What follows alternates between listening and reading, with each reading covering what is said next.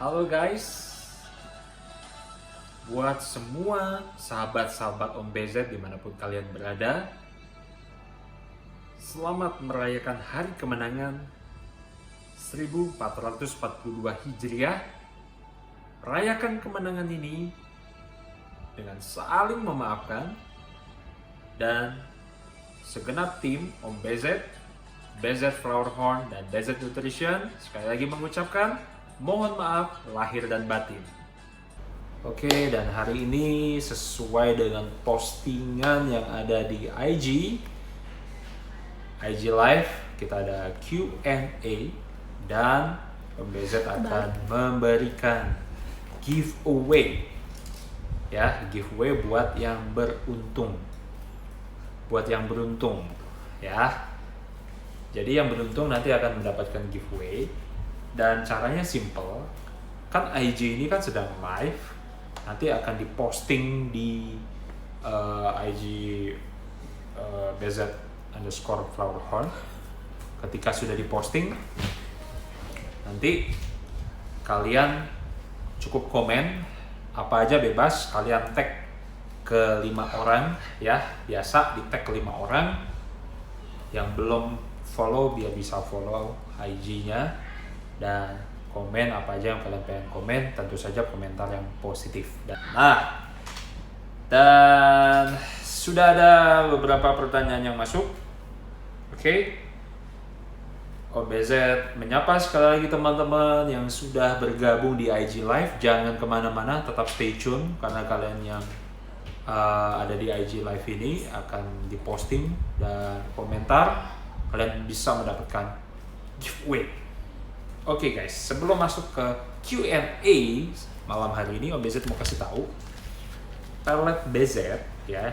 Ini pelet BZ. Sorry, ini kamera depan. Ini yang original cuman ada di online shop, di Tokopedia dan di Shopee. Di Tokopedia namanya Big Boss Shop, kalau di Shopee namanya sama, Big Boss Shop. Dan stikernya atau labelnya itu bukan kuning tapi gold. Ini yang original ya guys ya, karena belakangan ini ada yang membeli tapi kedapatan fake, palsu. Oke guys, nah dan hari ini ada giveaway. Oke, kita langsung masuk ke Q&A ya. Thank you teman-teman yang udah live.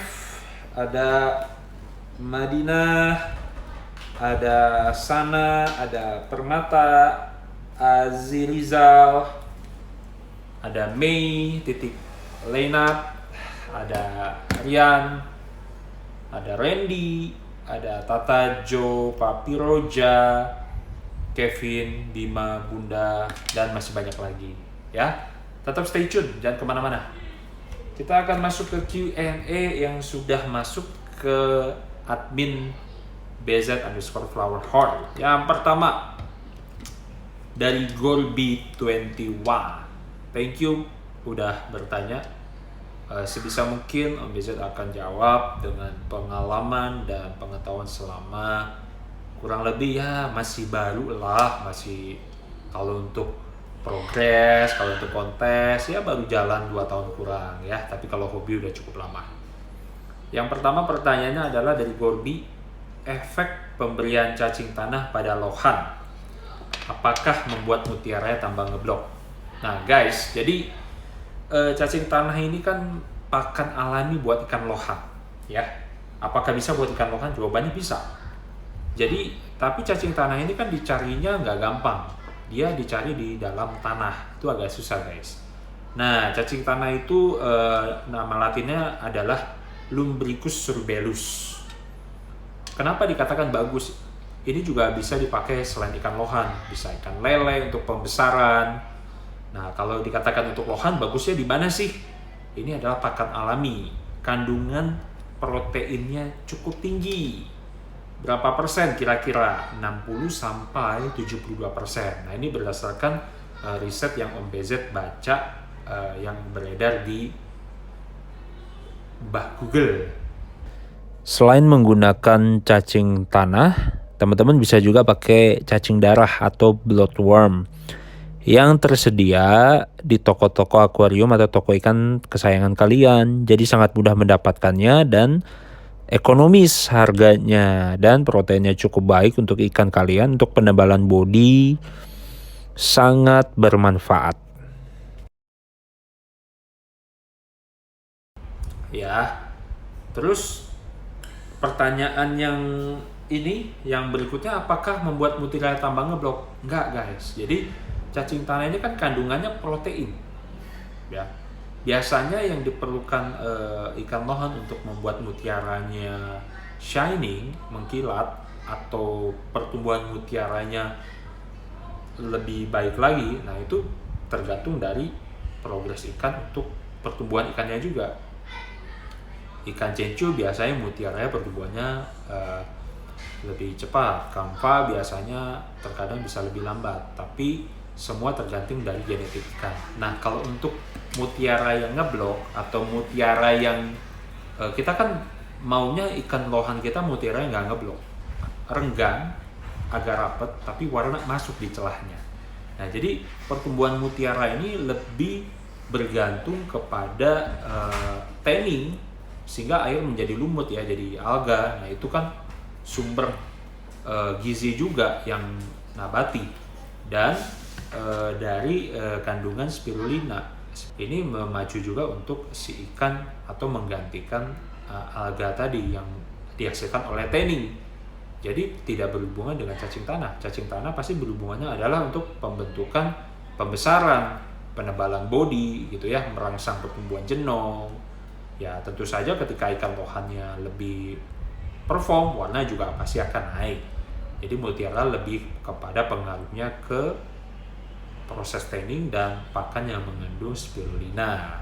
Oke, kira-kira mungkin bisa diterima jawabannya. Kalau ada yang kurang atau gimana, kita akan sama-sama gali lagi. Nah, selanjutnya pertanyaan berikutnya dari Krisi Putra. OBZ, cara menahan size ikan gimana ya? Biar kalau ikutan kontes nggak pindah kelas. Nah, gini guys, pengalaman Om BZ ya, kalau Om BZ itu hampir dikatakan nggak pernah nahan size ikan.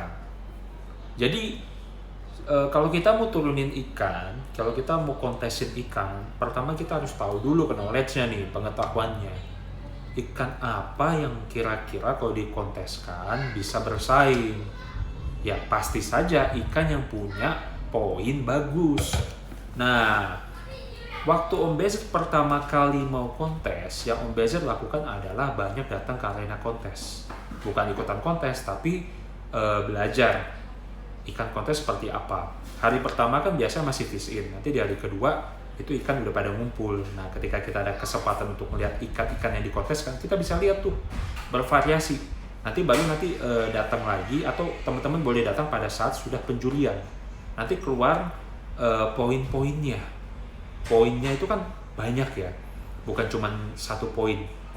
Ada head atau jenong, ada mutiara ya, terus ada body shape, terus ada fin tail, marking, face, impression. Nah, dari situ kita bisa belajar nilai poinnya. Nah, ikan kalau ditahan size menurut Om Bezet ya, sebenarnya kasihan di ikan juga ya. Ikan kalau nahan size sebenarnya agak menghambat pertumbuhannya nanti. Justru yang kita harus lakukan adalah ketika kita mau konteskan, kita harus tahu ikan kita size-nya berapa. Nah, kalau pengalaman Om BZ, kalau misalkan Om BZ mau turunin ikan di kelas D atau di size D, itu kan maksimalnya 12 cm. Ikan kita cari bahan yang poinnya lengkap, perabotannya lengkap, dari mutiara, jenong, marking, warna, bentuk body, dan fin tail. Ekornya lebar, nge-close ya, segitiga, ekornya nggak ngebulet, itu kan lebih enak. Nah, lalu kita tentukan dulu, cari tahu informasinya kontes di mana yang akan segera diadakan. Contoh nih, nanti akhir bulan ini nih, tanggal kira-kira kalau tidak salah ada 2 kontes ya, ada gas lohan dan UKM, itu di akhir bulan. Sekarang kan udah hampir pertengahan, jadi ada waktu kira-kira 2 minggu. Biasanya kalau kita mau turunin ikan 2 minggu sebelum, kita udah mulai ngejor. Jadi kalau ikannya 10 cm, kita jor 1 cm sih dapat 11 cm. Nah, jadi kalau teman-teman biar gak oversize, siapin ikan yang size-nya itu maksimal 12 cm di D, cari yang 10 cm atau 10,5 cm. Jadi waktu teman-teman ngejor, size-nya nggak kebablas. Jadi nggak perlu nahan size. Lebih baik kita siapin ikan yang size-nya pas. Atau yang 11 cm, misalkan kita naikin ke 1 cm aja, 12 cm pas. Nah, terus kan ada juga dong yang kok udah pernah ikut kontes 1 kali, terus tiba-tiba di event berikutnya yang cuma jaraknya 1 minggu atau 2 minggu, diikutin lagi dan size-nya masih sama. Nah, kalau ikan-ikan yang size-nya masih sama, ada 2 kemungkinan. Size-nya masih 10 cm, belum 12 cm, dijor masih dapat di 11, dijor lagi masih dapat 11,5 atau 11,8. Atau kayak MBZ sering juga ikannya udah 11,5, dijor lagi masuk 11,8 atau pas 12 cm. Kadang-kadang kelebihan guys, 12,1, 12,5, nah 12,3 atau sampai dengan 12,5. Tapi kita lihat si ikan dulu, 12,5 agak riskan. Kalau kita pangkas ekornya, kita lihat karakter atau anatomi ekornya guys. Tidak semua bisa dipangkas. Yang biasanya Om BZ lakukan bersama tim adalah ketika dia oversize-nya ke 0,1, 0,2, 0,3 itu maksimal. Masih bisa dipangkas, masih aman. Tapi kita juga harus paham betul bahwa ikan setelah dipangkas ketika dia fish in dan ngibing atau apa, atau pengaruh pakan yang kita berikan pada saat di arena atau air, ikan itu bisa melar. Jadi mendingan ambil langkah aman, main di size yang 10 cm-an, kita jor, main aman. Jadi kalau menurut Om BZ jangan nahan size gitu guys ya. Kira-kira cukup menjawab ya. Lalu yang berikutnya nih, pertanyaan yang masuk yang ketiga. Ini dari Mulki 268. Om, gimana caranya supaya lohan mau makan pelet? Kadang suka dilepehin lagi. Nah, balik lagi nih guys. Kalau ada ikan yang makan pelet, habis dimakan diemut dilepehin, kemungkinan besar peletnya keras. Itu udah pasti. Makanya pas dimasuk ke mulutnya ikan, mereka nggak bisa kunyah, tunggukan air lembek baru dimakan. Udah pasti peletnya keras. Atau bisa juga kalau dari peletnya kandungannya terlalu pekat, misalkan terlalu pekat di pewarna, itu juga bisa. Ikan kadang ada yang belum pernah makan pelet pewarna, nggak terbiasa, jadi baru ngenalin, jadi mereka kayak belum doyan dan dilepeh. Nah, bedanya kalau di pelet BZ pelet ini ya, ini peletnya tipikal peletnya floating, mengambang, dan tingkat kekerasannya itu medium. Jadi ikan yang makan rata-rata pasti doyan, nggak bakal dilepehin. Kalaupun ada yang dilepehin, biasanya ikan tersebut nggak biasa makan pelet racikan atau pernah makan pelet lain sebelumnya, langsung dikasih makan pelet ini. Nah, langkahnya gimana supaya bisa mau makan pelet BZ? Ya mau tidak mau dicoba untuk dipuasakan, baru dikasih makan pelet ini. Puasanya berapa lama Om? Coba 1 hari dulu, benar-benar puasa nggak makan. Terus kalau udah puasa ternyata tetap nggak mau gitu, karena mungkin belum terbiasa, ada cara lain, atau mungkin ada ikan yang nggak mau makan pelet. Cara lainnya ya biasanya Om BZ dengan puasa lalu diberikan vitamin untuk membuat ikan tuh makannya jadi rakus. Vitaminnya ada guys. Buat kalian yang mau tahu vitaminnya, boleh nanti komen di postingan IG live ini dan Om BZ akan DM pakai vitamin apa. Oke, itu dia 3 pertanyaan yang sudah ditanya. Ya guys, sekali lagi kalian yang ada di live kali ini mohon stay tune. Kita akan ada giveaway buat kalian yang beruntung. Nanti kita posting di IG. Tolong di komentar yang positif dan di tag ke 5 orang teman kalian ya. Nanti kita pakai picker buat kasih giveaway ya kan. Menjelang malam takbiran dapat giveaway. Kapan lagi guys? Nah, kayaknya udah ada pertanyaan lagi nih. Om BZ mau nyapa lagi buat teman-teman yang live hari ini, ada 14 orang. Tambah banyak ya, oke. Ada pertanyaan masuk lagi guys. Dari Mi.Leynat. Bagaimana mengatasi lohan yang stres dan mojok? Ini udah pernah nih. Ikan lohan adalah ikan yang teritorial, tapi ikan lohan juga ikan lohan yang bisa stres atau mojok. Biasanya disebabkan oleh habitat atau tempatnya yang tidak nyaman. Kenali dulu penyebabnya, apakah dia sakit, apakah dia barefoot, apakah dia stres karena kondisi di dalam tank nggak nyaman, ataukah penyebabnya lampu, ataukah penyebabnya karena kaget. Bisa karena kaget, karena posisi tank biasanya kalau kaget dia begini, posisi tank itu dekat pintu atau langsung berhadapan dengan orang lalu lalang, itu bisa kaget. Kalau kaget, pas dia kaget dia bisa stres dan mojok. Dilihat pada saat dia mojok ada stres barnya enggak gitu. Nah, mengatasinya gimana? Biasanya yang udah yang OBZ alami itu tank progression OBZ selalu kiri kanannya itu tertutup guys, pakai warna putih, dasaran bawah juga pakai putih. Nah, belakangnya doang yang beda, warna biru langit atau warna gambar laut yang bisa beli di toko ikan. Dilihat juga kenapa dia stres, penyebabnya apa, dicoba dari lampu, mungkin lampu dimatikan. Air sih udah pasti harus kita jaga ya, jadi pelihara ikan lohan harus pelihara airnya.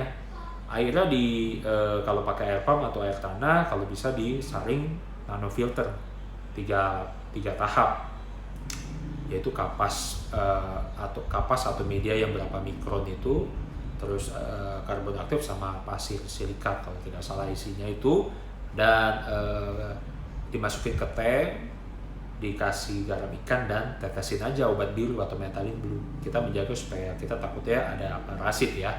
Kalau airnya bersih, ikannya OBZ yakin ikannya pasti perform, sehat. Tinggal masalahnya dia stres karena apa. Cara penanggulangannya ya hanya begitu. Kita lihat apakah lampu, kalau lampu ya coba dimatikan. Apakah airnya nggak bersih, kita ganti air. Apakah ada dia sakit, masalah internal, barefoot dan sebagainya. Oke. Kita lanjut ke pertanyaan lagi ya. Ini ada pertanyaan yang berikutnya, mau tanya dong, nggak ada namanya tapi. Bagaimana juga supaya ukuran pangkal ekor sering lebih kecil, bisa sama dengan bagian atas. Bagaimana juga supaya ukuran pangkal ekor sering lebih kecil, bisa sama dengan bagian atas. Kalau pangkal ekor, bingung saya. Pangkal ekor dengan bagian atas. Kalau bagian atas, apakah mungkin yang dimaksud sirip, fin atas dan fin bawah? Kalau pangkal ekor panjang itu udah genetik. Kalau pangkal ekor tebal sebelah itu udah cacat bawaan genetik yang nggak bisa diapa-apain. Kalau pangkal ekornya miring, naik atau turun, ya itu juga udah genetik, nggak bisa diapa-apain. Jadi kalau bicara pangkal ekor ya kita pemilihan ikannya guys. Waktu kalian beli ikan atau lihat ikan, pastikan kalian melihat dengan detail atau minta video dengan detail. Apakah pangkal ekornya aman, tidak kepanjangan, medium atau tidak terlalu pendek, tidak tebal sebelah, gitu guys. Kuncian bodinya bagus ya, fin atas, fin bawahnya simetris, garis lurus dia dapet. Kalau bisa juga cari yang ekornya lebar, bentuknya segitiga, dan nge-close antara fin atas dan fin bawah. Kalau ikan burayak gimana? Bisa nggak dilihat begitu? Ya tergantung dari size-nya. Kadang-kadang di size 3-4 cm aja ada yang udah seperti itu, nge-close guys. Gitu ya. Jadi dari pemilihan kita nggak bisa bilang ngebenerinnya bisa nggak gitu. Kalau ya dia udah bawaan genetik tebal sebelah ya nggak bisa dibenerin. Oke, itu dia pertanyaan yang udah masuk. Ada lagi yang mau bertanya?